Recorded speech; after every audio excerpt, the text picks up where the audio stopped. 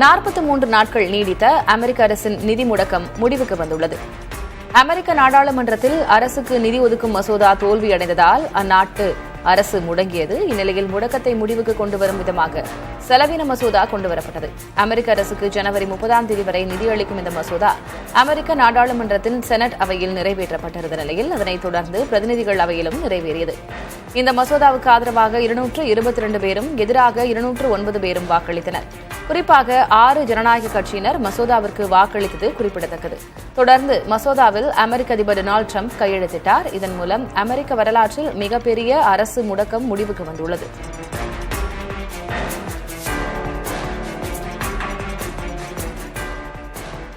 Japan பிரதமர் Sanae டகாய்சி அதிகாலை 3 மணிக்கு கூட்டம் நடத்தியது சர்ச்சையை ஏற்படுத்தியுள்ளது. நாடாளுமன்ற பட்ஜெட் கூட்டத்தொடர் தொடர்பாக அவர் ஆய்வுக் கூட்டத்தை நடத்தியதாக தெரிகிறது. இதற்கு கடும் விமர்சனங்கள் எழுந்துள்ளன.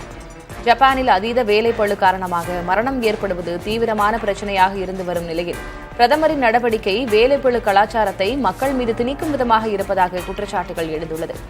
அந்நாட்டின் முன்னாள் பிரதமர் யோஷிஹிகோ நாட்டோ சானே டகாய்சியின் செயல் முட்டாள்தனமானது என்று விமர்சித்துள்ளார்.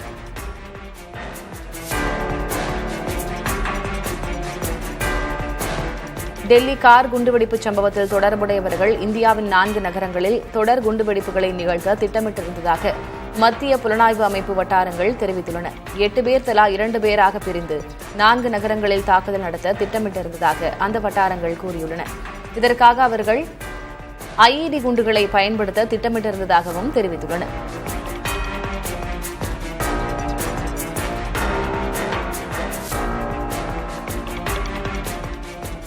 டெல்லி கார் குண்டுவெடிப்பு வழக்கு குற்றவாளிக்கு தொடர்புடையது என்று கருதப்படும் கார் பறிமுதல் செய்யப்பட்டுள்ளது. உமர் உன் நபி பயன்படுத்தி இருக்கலாம் என கருதப்படும் சிவப்பு நிற எக்கோஸ்போர்ட் காரை ஹரியானாவின் கண்டாவளி கிராமத்தில் காவல்துறையினர் பறிமுதல் செய்தனர். அதில் தேசிய பாதுகாப்பு படையினர் தீவிர சோதனை மேற்கொண்டனர். உமர் நபி பெயரிலேயே எக்கோஸ்போர்ட் கார் பதிவு செய்யப்பட்டிருப்பதாகவும் தகவல்கள் கூறுகின்றன.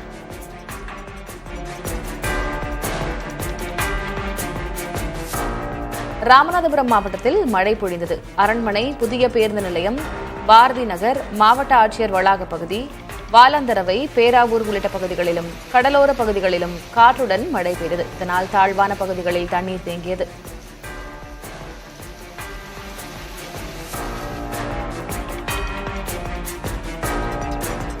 சென்னை மற்றும் புறநகர் பகுதிகளான வேளச்சேரி, ஆலந்தூர், தாம்பரம், பல்லாவரம், குரோம்பேட்டை உள்ளிட்ட பல இடங்களில் விட்டுவிட்டு மழை பெய்து வருகிறது. சில இடங்களில் மிதமானது முதல் கனமழை வரையிலும், வேறு சில இடங்களில் சாரல் மழையாகவும் பதிவாகியுள்ளது. மழையின் காரணமாக சாலைகளில் தண்ணீர் தேங்கியுள்ளதால் வாகன ஓட்டிகள் சற்று சிரமத்துடன் பயணித்தனர்.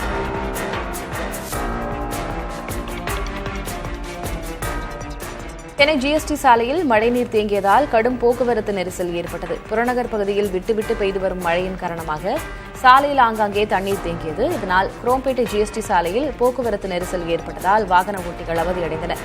மின்மோட்டார் மூலம் மழைநீரை நெடுஞ்சாலைத்துறையினர் அகற்றினர்.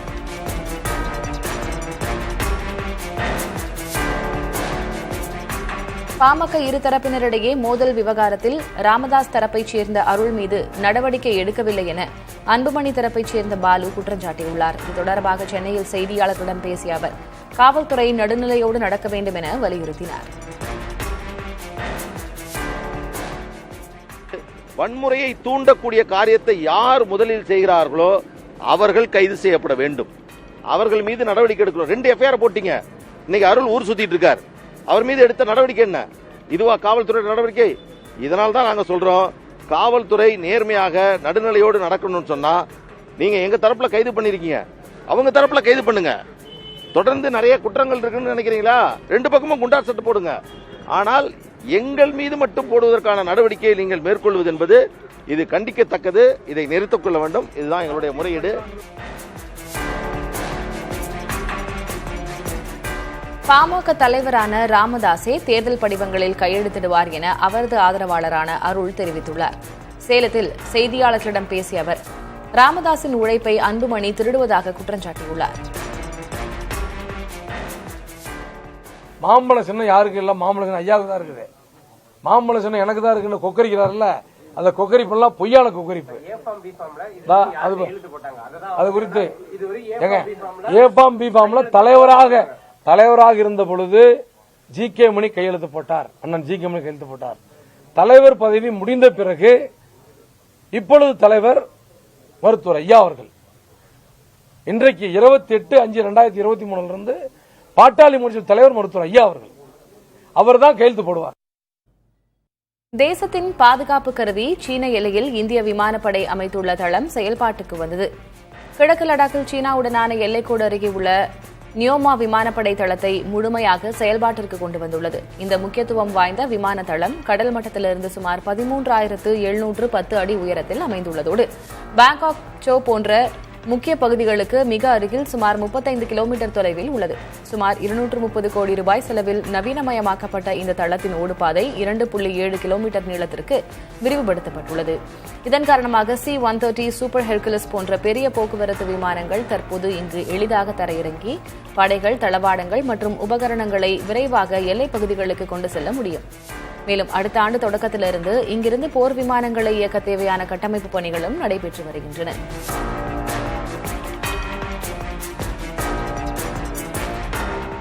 வங்கதேசத்தில் நியாயமான மற்றும் சுதந்திரமான தேர்தல் நடைபெற்றால் மீண்டும் நாட்டிற்கு திரும்புவேன் என அந்நாட்டின் முன்னாள் பிரதமர் ஷேக் ஹசீனா தெரிவித்துள்ளார்.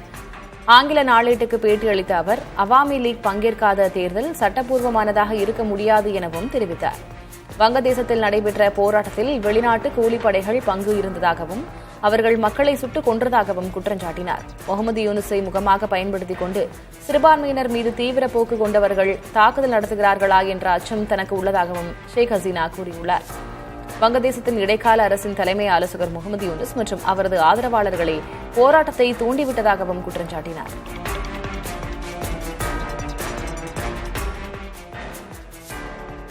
எஸ்ஐஆர் நடைபெற்று வரும் நிலையில் பூத் ஏஜென்ட் விதிகளை தேர்தல் ஆணையம் மாற்றியிருப்பதை திரிணாமுல் காங்கிரஸ் கடுமையாக விமர்சித்துள்ளது. ஒரு பூத்தைச் சேர்ந்த வாக்காளரே அங்கு பூத் ஏஜென்ட்டாக இருக்க முடியும் என தேர்தல் ஆணைய விதி இருந்து வந்தது. இந்நிலையில் அதனை மாற்றியுள்ள தேர்தல் ஆணையம் ஒரு சட்டமன்ற தொகுதியைச் சேர்ந்த வாக்காளர் அத்தொகுதியின் எந்த பூத்தில் வேண்டுமானாலும் ஏஜென்ட்டாக இருக்கலாம் என விதியை மாற்றியுள்ளது. இதனை தேர்தல் ஆணையத்தின் பாரபட்சமான நடத்தை என திரிணாமுல் காங்கிரஸ் எம்பி கல்யாண் பானர்ஜி விமர்சித்துள்ளார். மேற்கு வங்கத்தில் பூத் ஏஜென்ட்டுகள் இல்லாமல் பாஜக தவிர்ப்பதால் அதற்கு சாதகமாக விதியில் திருத்தம் செய்யப்பட்டுள்ளதாக சாடியுள்ளார்.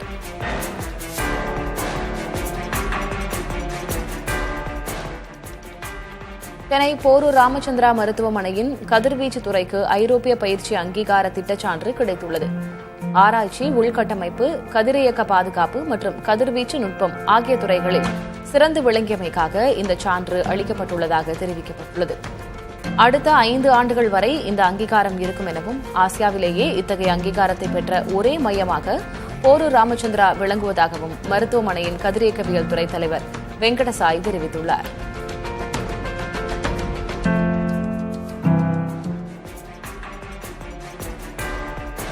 பிரான்சில் உள்ள மலையில் இயேசு கிறிஸ்து காட்சியளிக்கவில்லை என வாட்டிகன் திட்டவட்டமாக தெரிவித்துள்ளது. 1970களில் பிரான்ஸ் நாட்டின் டோசுலை நகரத்தில் இயேசுவை 49 முறை பார்த்ததாக கத்தோலிக்க தாய் ஒருவர் கூறியிருந்தார். இதனை மறுத்துள்ள வாட்டிகன் இயேசு தோன்றியதாக கூறப்படும் நிகழ்வை இயற்கைக்கு அப்பாற்பட்டது அல்ல என கருத வேண்டும் என கூறியுள்ளது. கத்தோலிக்க கிறிஸ்தவர்கள் இயேசு மற்றும் மேரி தோன்றி மத ரீதியிலான செய்திகளை வழங்குவதாக நம்புகிறார்கள். அவ்வாறு அவர்கள் தோன்றியதாக கூறப்படும் நிகழ்வுகளை வாட்டிகன் ஆராய்ந்து அங்கீகரிக்கும் என்பது குறிப்பிடத்தக்கது. தோனியை தனக்கு மிகவும் விருப்பமான வீரர் என மகளிர் உலக கோப்பையில் சாம்பியன் பட்டம் வென்ற இந்திய கிரிக்கெட் அணி கேப்டன் ஹர்மன் பிரீத் கவுர் தெரிவித்திருக்கிறார்.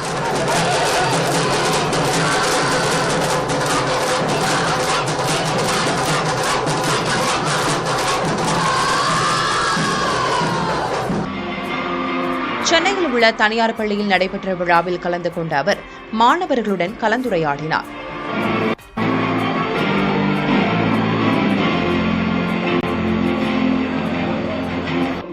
மாணவர் ஒருவர் உங்களுக்கு பிடித்தமான கிரிக்கெட் வீரர் விராட் கோலியா அல்லது தோனியா என எழுப்பிய கேள்விக்கு இது ஒரு கடினமான கேள்வி, இருந்தாலும் எனக்கு பிடித்த கிரிக்கெட் வீரர் தோனி என பதிலளித்தார்.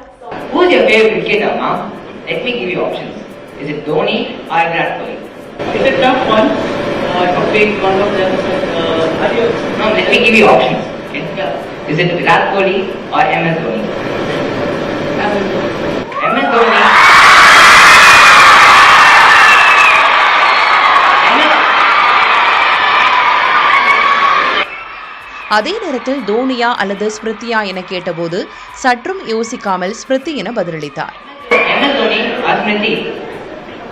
MS Dhoni or Smriti? Smriti or Mitali? Oh, that's great, ma'am. Thank you.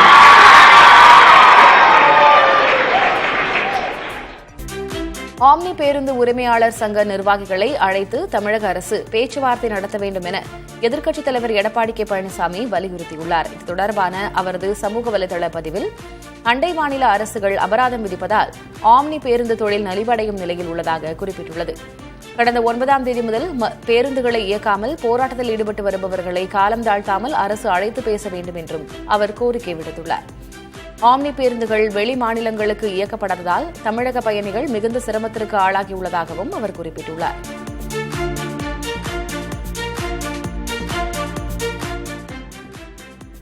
பதவிக்காலத்தை முடிவு செய்வது மத்தியில் உள்ள முதலாளிகள்தான் என்றும் நயினார் நாகேந்திரன் அல்ல என்றும் அறநிலையத்துறை அமைச்சர் சேகர்பாபு பதிலளித்துள்ளார். சென்னை திருவிக நகரில் பல்வேறு பணிகளை ஆய்வு செய்த அவர் பின்னர் செய்தியாளர்களிடம் பேசினார். தமக்கு 2.5 ஆண்டுகள் பதவி உள்ளதாகவும் சேகர்பாபுவுக்கு 2.5 மாதங்கள் தான் பதவி உள்ளதாகவும் நயினார் நாகேந்திரன் கூறியதற்கு பதிலளித்துள்ளார். இது 2.5 ஆண்டுகளா அல்லது இன்னும் 2 மாதங்களா என்பதை முடிவு செய்ய வேண்டியது டெல்லியில் இருக்கின்ற ஓனர்கள் தான், அவரல்ல. அந்த பதவியை பொறுத்தளவில் இசை நாற்காலியை போன்றது. எப்படி நாடாளுமன்ற தேர்தலுக்கு பிறகு அண்ணாமலைக்கு அரோகரா போட்டார்களோ அதேபோல் சட்டமன்ற தேர்தல் 2026க்கு பிறகு ஏற்பட போகின்ற படுதோல்வியால் நம்முடைய நயினார் என்ற நயினாவையும் பேக் செய்ய டெல்லி தயாராகும். நயினாவை பொறுத்தளவில் அவரே விரும்பி பேசியிருக்கின்றார். நான் கால் செய்தால் கூட யாராவது நயினார் நாகேந்திரன் பேசுகிறேன் என்றால் நயினாவா பேசுகிறீங்கன்னு கேட்குறாங்க. அந்த கட்சிக்காரங்களே இன்னும் அவரை பற்றி புரிதல் இல்லாதப்போ அவர் எப்படி தமிழ்நாட்டை திராவிட மாடல் ஆட்சியிடமிருந்து மீட்டெடுக்கப் போகிறார் என்பதுதான் தெரியவில்லை. ஆகவே நிச்சயமாக அவர் நாற்காலி 2026 சட்டமன்ற தேர்தலுக்கு பிறகு உறுதியாக காலியாகும் என்பதில் ஐயப்பாடு இல்லை.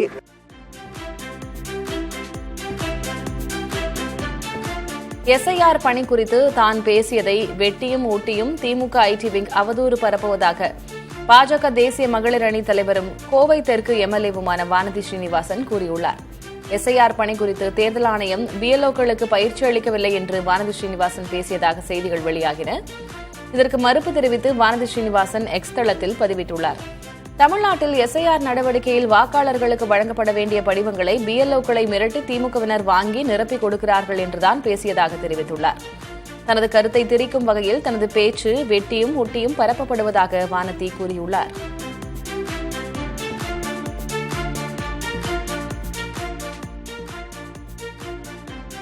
உத்தரப்பிரதேசத்தைச் சேர்ந்த பால் நிறுவனத்திடமிருந்து கெட்டுப்போன வெண்ணெய்க்கான இழப்பீடு வசூலிக்கப்படும் என பால்வளத்துறை அமைச்சர் மனோ தங்கராஜ் தெரிவித்துள்ளார்.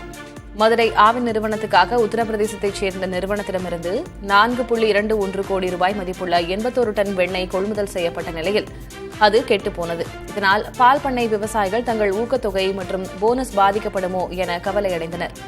அவர்களுக்கு ஆறுதல் அளிக்கும் வகையில் உறுதியளித்துள்ள அமைச்சர் மனோ தங்கராஜ் டெண்டர் விதிகளை மீறி தரமற்ற வெண்ணெயை உத்தரப்பிரதேச நிறுவனம் சப்ளை செய்துள்ளதாகவும் அந்த நிறுவனத்திடமிருந்து பணம் வசூல் செய்யப்படும் என்றும் தெரிவித்துள்ளார்.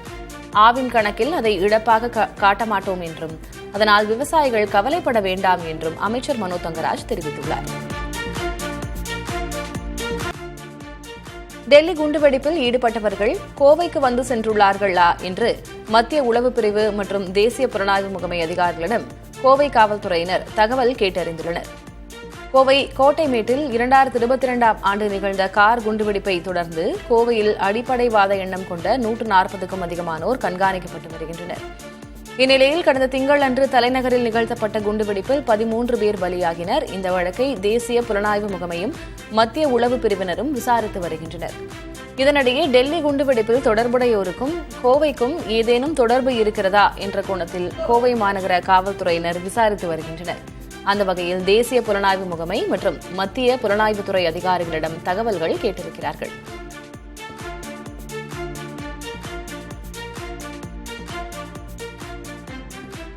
குற்றவியல் சட்டம் உறவு சிக்கல்கள் சார்ந்த தனிப்பட்ட தகராறுகளை தீர்ப்பதற்கான வழிமுறையாக மாற அனுமதிக்க முடியாது என சென்னை உயர்நீதிமன்ற மதுரை கிளை கூறியுள்ளது.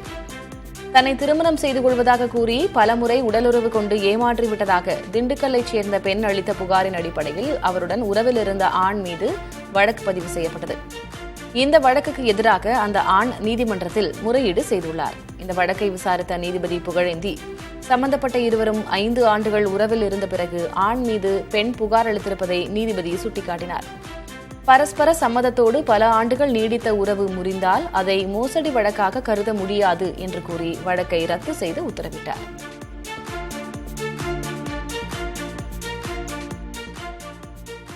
சாத்தான்குளம் தந்தை மகன் கொலை வழக்கை இன்னும் 10 ஆண்டுகளுக்கு இழுத்தடிப்பீர்களா என சென்னை உயர்நீதிமன்ற மதுரை அமர்வு கேள்வி எழுப்பியுள்ளது. 2020ஆம் ஆண்டு தந்தை மகனான ஜெயராஜ் பெனிக்ஸ் கொலை தொடர்பான வழக்கை மதுரை மாவட்ட 1வது கூடுதல் நீதிமன்றம் விசாரித்து வருகிறது.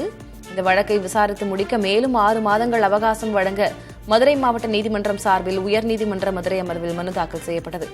அதை விசாரித்த நீதிபதி முரளிசங்கர், சிபிஐயும் குற்றம் சாட்டப்பட்டவர்களும் சேர்ந்து வழக்கு விசாரணையை தாமதப்படுத்த நினைக்கிறீர்களா என கேள்வி எழுப்பினார். இத்தனை ஆண்டுகளாகியும் விசாரணையை முடிக்காமல் மீண்டும் அவகாசம் கேட்பது ஏற்புடையது அல்ல என்றும் நீதிபதி தெரிவித்தார்.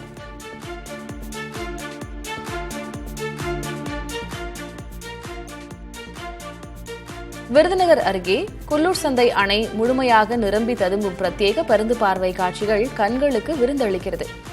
ஆண்டுக்கு 2 முறை நிரம்பும் இந்த அணை மூலம் கிடைக்கும் 254 மில்லியன் கன அடி நீரை பயன்படுத்தி சூலக்கரை, சென்னல்குடி, மெட்டுக்குண்டு, குள்ளூர் சந்தை உள்ளிட்ட பகுதிகளில் உள்ள சுமார் 2891 ஏக்கர் விவசாய நிலங்கள் பாசன வசதி பெறும்.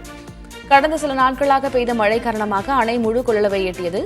இந்நிலையில் கடந்த 10 ஆண்டுகளாக அணையில் கழிவுநீர் கலந்து வருவது விவசாயிகளை கவலையடைய செய்துள்ளது. நிரம்பியுள்ள தண்ணீரில் 50 விழுக்காடு தண்ணீர் கழிவுநீர் என்பதால் இதனை விவசாய தேவைக்கு பயன்படுத்த முடியாத நிலை உள்ளதாக விவசாயிகள் கூறுகின்றனர். கழிவுநீர் கலப்பதை தடுப்பதோடு அணையை முறையாக தூர்வார கோரிக்கை எழுந்துள்ளது.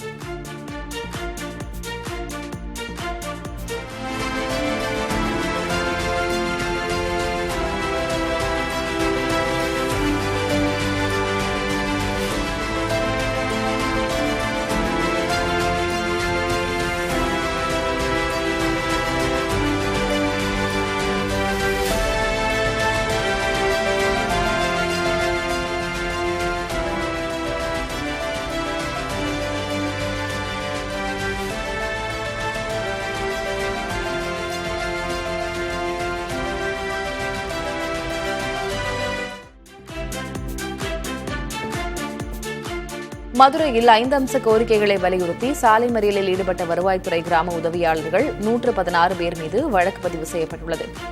அலுவலக உதவியாளருக்கு இணையான அடிப்படை ஊதியம், கல்வி தகுதி அடிப்படையில் பணி நியமனம், பணி உயர்வு உள்ளிட்ட கோரிக்கைகளை முன்வைத்து நேற்று போராட்டம் நடத்தப்பட்டது. அவர்கள் மீது தல்லாக்குளம் காவல்துறையினர் வழக்கு பதிவு செய்துள்ளனர்.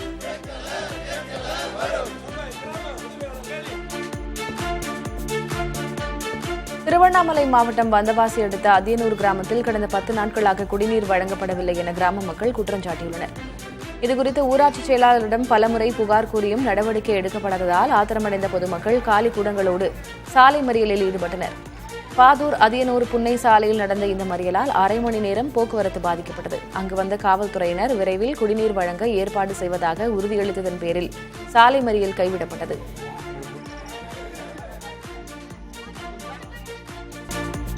ராமநாதபுரம் மாவட்டம் கமுதி அருகே உள்ள நாராயணபுரம் மற்றும் கல்லுப்பட்டி கிராமங்களில் 2 ஆண்டுகளுக்கு ஒருமுறை நடைபெறும் முத்தாலம்மன் சிலை எடுப்பு திருவிழா தொடங்கியது.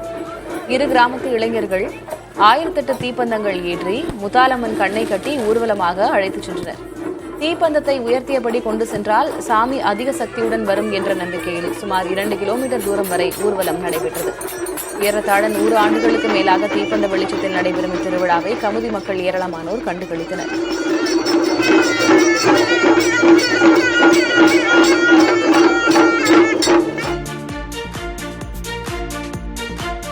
புகழ்பெற்ற சுசீந்திரம் தானுமாலய சுவாமி கோயில் தெப்பக்குளத்தின் மதில் சுவர் இடிந்து விழுந்தது. கன்னியாகுமரி மாவட்டம் சுசீந்திரம் தெப்பக்குளத்தை தூர்வாரும் பணிகள் நடைபெற்று வந்தன. குளத்தில் ஆழமாக மண் எடுத்ததாலும் தொடர்ந்து பெய்து வரும் மழையாலும் தெப்பக்குளத்தை சுற்றியுள்ள மதில் சுவர்கள் வலுவிழந்து விழுந்தது. மேலும் ஆங்காங்கே மதில் சுவரில் பிளவு ஏற்பட்டுள்ளதால் உடனடியாக சீரமைக்க வேண்டும் என மக்கள் கோரிக்கை விடுத்துள்ளனர்.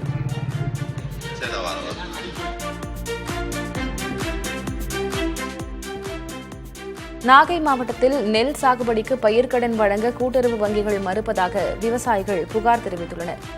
நாகை மாவட்டத்தில் சம்பா மற்றும் தாளடி சாகுபடி 1,00,000 ஏக்கருக்கு மேல் நடைபெற்று வருகிறது. ஆனால் பயிர்க்கடன் கிடைக்காமல் விவசாயிகள் தவித்து வருகின்றனர்.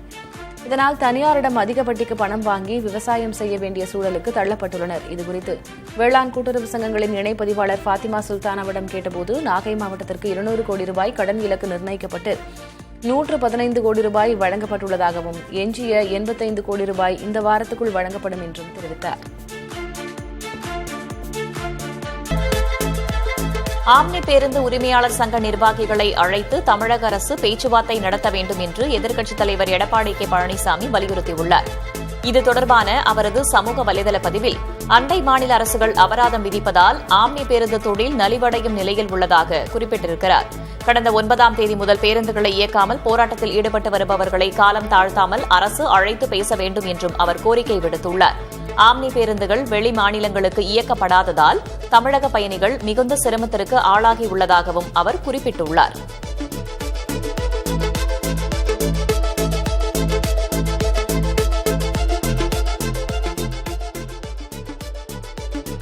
எஸ்ஐஆர் நடைபெற்று வரும் நிலையில் பூத் ஏஜென்ட் விதிகளை தேர்தல் ஆணையம் மாற்றியிருப்பதை திரிணாமுல் காங்கிரஸ் கடுமையாக விமர்சித்துள்ளது. ஒரு பூத்தைச் சேர்ந்த வாக்காளரே அங்கு பூத் ஏஜென்ட்டாக இருக்க முடியும் என தேர்தல் ஆணைய விதி இருந்து வந்தது. இந்நிலையில் அதனை மாற்றியுள்ள தேர்தல் ஆணையம் ஒரு சட்டமன்ற தொகுதியைச் சேர்ந்த வாக்காளர் அத்தொகுதியின் எந்த பூத்தில் வேண்டுமானாலும் ஏஜென்ட்டாக இருக்கலாம் என விதியை மாற்றியுள்ளது. இதனை தேர்தல் ஆணையத்தின் பாரபட்சமான நடத்தை என திரிணாமுல் காங்கிரஸ் எம்பி கல்யாண் பானர்ஜி விமர்சித்துள்ளார்.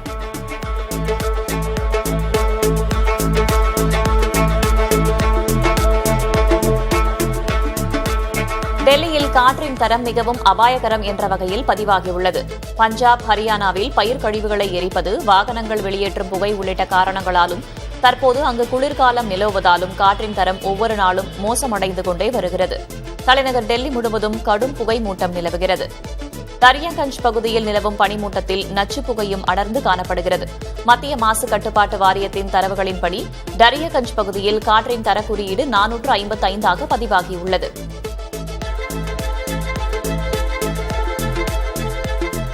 டெல்லி உட்பட நாடு முழுவதிலும் பல பகுதிகளில் காற்று மாசு அதிகரித்து வரும் நிலையில் இது தொடர்பான உடல்நல பிரச்சினைகளை சமாளிக்க அனைத்து மாநிலங்களுக்கும் மத்திய சுகாதாரத்துறை பல்வேறு வழிகாட்டுதல்களை வழங்கியுள்ளது. அனைத்து அரசு மருத்துவமனைகளிலும் நுரையீரல் சார்ந்த பரிசோதனைகளுக்காக கிளினிக்குகள் அமைப்பதை உறுதிப்படுத்த அறிவுறுத்தப்பட்டுள்ளது. அதிகபட்ச மாசு ஏற்படும் செப்டம்பர் முதல் மார்ச் வரையிலான மாதங்களில் இந்த கிளினிக்குகள் தினமும் குறைந்தபட்சம் 2 மணி நேரமாவது செயல்பட வேண்டும் என தெரிவிக்கப்பட்டுள்ளது. மேலும் கர்ப்பிணி பெண்கள், குழந்தைகள் மற்றும் முதியவர்கள் போன்றவர்கள் வெளியில் செல்வதை குறைத்துக் கொள்ள வேண்டும் என்றும் அறிவுறுத்தப்பட்டுள்ளது. அரசு அலுவலர்கள் மற்றும் ஆசிரியர்களுக்கு வழங்கும் அகவிலைப்படியை 3% உயர்த்தி தமிழக அரசு அறிவித்துள்ளது. முன்னதாக மத்திய அரசு ஊழியர்களுக்கு அகவிலைப்படியை உயர்த்தி வழங்கப்பட்ட நிலையில் தற்போது தமிழக அரசு ஊழியர்களுக்கு வழங்கும் அகவிலைப்படி 58% உயர்த்தப்பட்டுள்ளது. கடந்த ஜூலை 1ஆம் தேதி முதல் கணக்கில் எடுத்துக் கொள்ளப்பட்டு அகவிலைப்படி உயர்த்தி வழங்கப்படும் என்றும் இந்த அகவிலைப்படி உயர்வால் 16 லட்சம் பேருக்கு 1829 கோடி ரூபாய் கூடுதலாக செலவாகும் என்றும் தெரிவிக்கப்பட்டுள்ளது. சபரிமலை ஐயப்பன் கோவிலில் தங்கம் மாயமாகியிருக்கும் வழக்கில் திருவிதாங்கூர் தேவசம் போர்டின் முன்னாள் தலைவர் வாசுவிற்கு நீதிமன்ற காவல் விதிக்கப்பட்டுள்ளது. பத்தனம்திட்டா குற்றவியல் நீதிமன்றம் அவருக்கு 14 நாட்கள் நீதிமன்ற காவல் விதித்த நிலையில் அவர் கொட்டாரகரா கிளைச்சிறையில் அடைக்கப்பட்டுள்ளார். சபரிமலை ஐயப்பன் கோவிலில் சிலைகள் மற்றும் தங்கத் தகடுகளில் 4 கிலோ தங்கம் மாயமானது. இது தொடர்பான வழக்கில் ஏற்கனவே 3 பேர் கைது செய்யப்பட்டு சிறையில் அடைக்கப்பட்டிருப்பதும் குறிப்பிடத்தக்கது.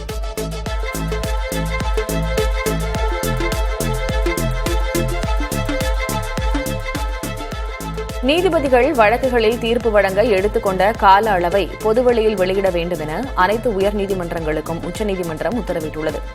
ஜார்க்கண்ட் உயர்நீதிமன்றத்தில் தங்களது மேல்முறையீட்டு வழக்கில் 3 ஆண்டுகளாக தீர்ப்பு வழங்கப்படவில்லை என்று 4 ஆயுள் தண்டனை கைதிகளின் வழக்கை விசாரித்த உச்சநீதிமன்ற அமர்வு இந்த உத்தரவை பிறப்பித்துள்ளது. பொதுவாக ஒரு வழக்கில் ஒத்திவைத்த 6 மாதங்களுக்குள் தீர்ப்பு வழங்கப்பட வேண்டும் என்ற வழக்கம் பின்பற்றப்படுகிறது. ஆனால் சில வழக்குகளில் சட்ட ரீதியான சிக்கல்கள் தீர்க்கப்படாமல் இருப்பதால் தீர்ப்பு வழங்க ஓராண்டுக்கு மேல் ஆகிறது. உத்தராகண்ட் மாநிலம் ராம்நகரில் ஜிம் கார்பெட் தேசிய பூங்காவில் மீண்டும் யானை சஃபாரி சேவை தொடங்கி வைக்கப்பட்டுள்ளது. 7 ஆண்டுகள் இடைவெளிக்கு பிறகு மீண்டும் இச்சேவை தொடங்கப்பட்டுள்ளதால் வனவிலங்கு ஆர்வலர்கள் மற்றும் சுற்றுலா பயணிகள் மத்தியில் பெரும் மகிழ்ச்சியை ஏற்படுத்தியுள்ளது. அடர்ந்த வனப்பகுதிகள், புல்வெளிகள், ஆற்றங்கரைகள் வழியாக அருகில் வனவிலங்குகளை காணும் அனுபவத்தை தரும் யானை சஃபாரி சேவை காலை 6 மணி முதல் 8 மணி வரையிலும், மாலை 4 மணி முதல் 6 மணி வரையிலும் வழங்கப்படுகிறது. சென்னையில் ஆபரண தங்கத்தின் விலை இன்று 2வது முறையாக அதிகரித்துள்ளது. காலையில் சவரனுக்கு 1600 ரூபாய் உயர்ந்திருக்கும் நிலையில் தற்போது 800 ரூபாய் அதிகரித்துள்ளது. நேற்று சற்றே விலை குறைந்திருந்த நிலையில் இன்று கிராமிற்கு 300 ரூபாய் விலை அதிகரித்துள்ளது. 1 கிராம் தங்கம் 11,900 ரூபாய்க்கும், 1 சவரன் தங்கம் 95,200 ரூபாய்க்கும் விற்கப்படுகிறது. வெள்ளியின் விலை இன்று ஒரே நாளில் கிலோவுக்கு 10,000 ரூபாய் அதிகரித்து 1,83,000 ரூபாய்க்கு விற்கப்படுகிறது. 1 கிராம் வெள்ளியின் விலை 183 ரூபாயாக உள்ளது.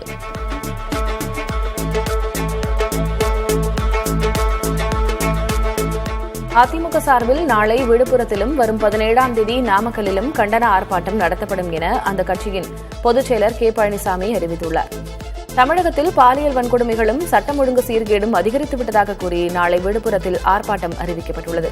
ராசிபுரம் பகுதியில் கல்லூரி வளாகத்தில் டைடல் பார்க் அமைத்தால் மாணவர்கள் பெரிதும் பாதிக்கப்படுவார்கள் என எடப்பாடி கே. பழனிசாமி குறிப்பிட்டுள்ளார்.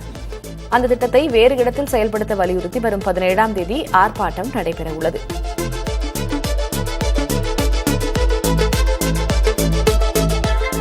உத்தரப்பிரதேசத்தைச் சேர்ந்த பால் நிறுவனத்திடமிருந்து கெட்டுப்போன வெண்ணெய்க்கான இழப்பீடு வசூலிக்கப்படும் என்று பால்வளத்துறை அமைச்சர் மனோ தங்கராஜ் தெரிவித்துள்ளார். மதுரை ஆவின் நிறுவனத்திற்காக உத்தரப்பிரதேசத்தைச் சேர்ந்த நிறுவனத்திடமிருந்து 4 கோடி ரூபாய் மதிப்புள்ள 81 டன் வெண்ணெய் கொள்முதல் செய்யப்பட்ட நிலையில் அது கெட்டுப்போனது. இதனால் பால் பண்ணை விவசாயிகள் தங்கள் ஊக்கத்தொகை மற்றும் போனஸ் பாதிக்கப்படுமோ என்று கவலையடைந்தனர். அவர்களுக்கு ஆறுதல் அளிக்கும் வகையில் உறுதியளித்துள்ள அமைச்சர் மனோ தங்கராஜ், டெண்டர் விதிகளை மீறி தரமற்ற வெண்ணெயை உத்தரப்பிரதேச நிறுவனம் சப்ளை செய்திருப்பதாகவும் அந்த நிறுவனத்திடமிருந்து பணம் வசூல் செய்யப்படும் என்றும் தெரிவித்துள்ளார்.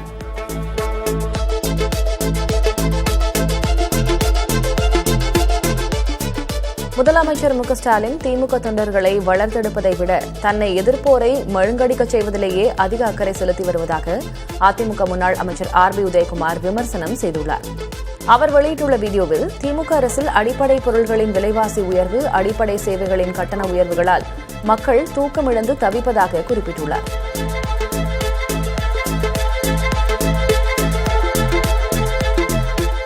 தென் தமிழகத்தில் முதல் முறையாக மதுரை அரசு ராஜாஜி மருத்துவமனையில் அதிநவீன டெக்ஸா ஸ்கேன் கருவி பயன்பாட்டிற்கு கொண்டுவரப்பட்டுள்ளது. எலும்பு சம்பந்தமான நோய்களை கண்டறிய எம்ஆர்ஐ, சிடி ஸ்கேன் மூலம் எக்ஸ்ரே எடுக்கும்போது நேர விரயம், கதிர்வீச்சு மற்றும் பொருட்செலவு ஏற்படுவதாக கூறப்படுகிறது.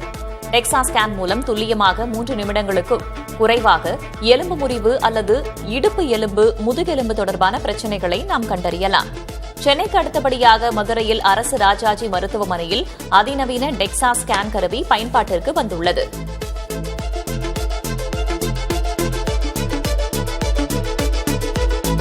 சாத்தான்குளம் தந்தை மகன் கொலை வழக்கை இன்னும் 10 ஆண்டுகளுக்கு இழுத்தடிப்பீர்களா என சென்னை உயர்நீதிமன்ற மதுரை அமர்வு கேள்வி எழுப்பியுள்ளது. 2020ஆம் ஆண்டு தந்தை மகனான ஜெயராஜ் பெனிக்ஸ் கொலை தொடர்பான வழக்கை மதுரை மாவட்ட 1வது கூடுதல் நீதிமன்றம் விசாரித்து வருகிறது. இவ்வழக்கை விசாரித்து முடிக்க மேலும் 6 மாதங்கள் அவகாசம் வழங்க மதுரை மாவட்ட நீதிமன்றம் சார்பில் உயர்நீதிமன்ற மதுரை அமர்வில் மனு தாக்கல் செய்யப்பட்டது. அதை விசாரித்த நீதிபதி முரளிசங்கர், சிபிஐயும் குற்றம் சாட்டப்பட்டவர்களும் சேர்ந்து வழக்கு விசாரணையை தாமதப்படுத்த நினைக்கிறீர்களா என கேள்வி எழுப்பினார். 43 நாட்கள் நீடித்த அமெரிக்க அரசின் நிதி முடக்கம் முடிவுக்கு வந்தது. அமெரிக்க நாடாளுமன்றத்தில் அரசுக்கு நிதி ஒதுக்கும் மசோதா தோல்வியடைந்ததால் அந்நாட்டு அரசு முடங்கியது. இந்நிலையில் முடக்கத்தை முடிவுக்கு கொண்டுவரும் விதமாக செலவீன மசோதா கொண்டுவரப்பட்டது. அமெரிக்க அரசுக்கு ஜனவரி 30ஆம் தேதி வரை நிதியளிக்கும் இந்த மசோதா அமெரிக்க நாடாளுமன்றத்தின் செனட் அவையில் நிறைவேற்றப்பட்டிருந்த நிலையில் அதனைத் தொடர்ந்து பிரதிநிதிகள் அவையிலும் நிறைவேறியது. இந்த மசோதாவிற்கு ஆதரவாக 222 பேரும் எதிராக 209 பேரும் வாக்களித்தனர். குறிப்பாக 6 ஜனநாயக கட்சியினர் மசோதாவிற்கு வாக்களித்தது குறிப்பிடத்தக்கது. தொடர்ந்து மசோதாவில் அமெரிக்க அதிபர் டொனால்டு டிரம்ப் கையெழுத்திட்டார்.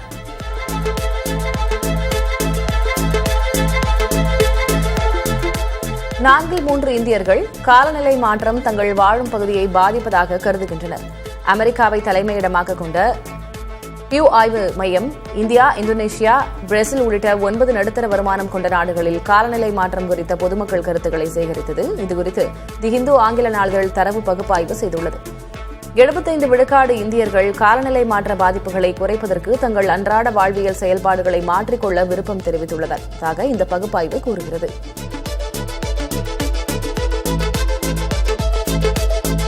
வங்கதேசத்தில் அவாமி லீக் கட்சியின் அழைப்பின் பேரில் நடைபெறும் போராட்டத்தால் தலைநகர் டாக்கா ஸ்தம்பித்தது. அந்நாட்டு சர்வதேச குற்றவியல் தீர்ப்பாயம் முன்னாள் பிரதமர் ஷேக் ஹசீனா மீதான வழக்கின் தீர்ப்பை வரும் 17ஆம் தேதி வழங்கவிருப்பதாக அறிவித்துள்ளது. இதற்கு எதிராக நாடு தழுவிய பொது முடக்கத்திற்கு ஷேக் ஹசீனாவின் அவாமி லீக் அழைப்பு விடுத்துள்ளது. இதன் காரணமாக டாக்காவில் நடைபெறும் போராட்டத்தால் போக்குவரத்து ஸ்தம்பித்தது. பாதுகாப்பு படையினர் ரோந்து பணியில் ஈடுபட்டுள்ளனர். இதனால் அந்நாடு முழுவதும் பதற்றமான சூழல் நிலவுகிறது.